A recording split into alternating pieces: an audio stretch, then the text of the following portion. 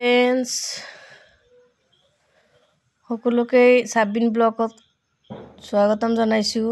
আজি এটা ভিডিঅ' লৈ আপোনালোকৰ সন্মুখত আহিছোঁ। আকৌ গৰৈ মাছৰ ভৰ্তা বনাম।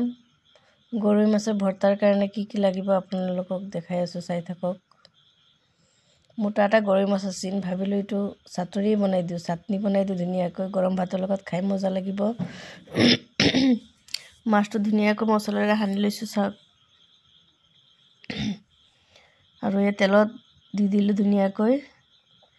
গেছটো কমাই পেলাই লাহে লাহে ভাজি আছোঁ আৰু ভাজা হৈ আছে। গেছটো আকৌ বঢ়াই নিদিব, বঢ়াই দিলে কি হয় জানেনে, মাছটো টান হৈ যায়, ভৰ্তাটো বনোৱা ভাল নহয়।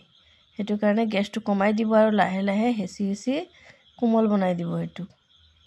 আৰু ভৰ্তা বনাবলৈ যি লাগে, এয়া নহৰু আৰু আদা দিয়া নাই, নহৰু আৰু জলকীয়া পিঁয়াজ একেলগে ভাজি আছোঁ।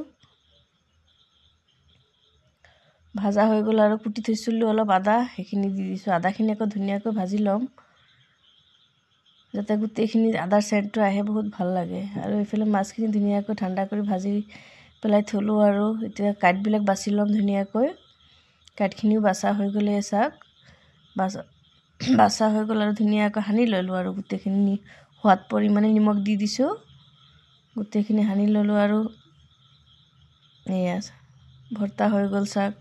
গৰম ভাতৰ লগত ভৰ্তাটো খাই কি মজা লাগিব নহয়, হয়নে বাৰু? আপোনালোকেতো খাইছে, জানে কেনে সোৱাদ লাগে। বাই।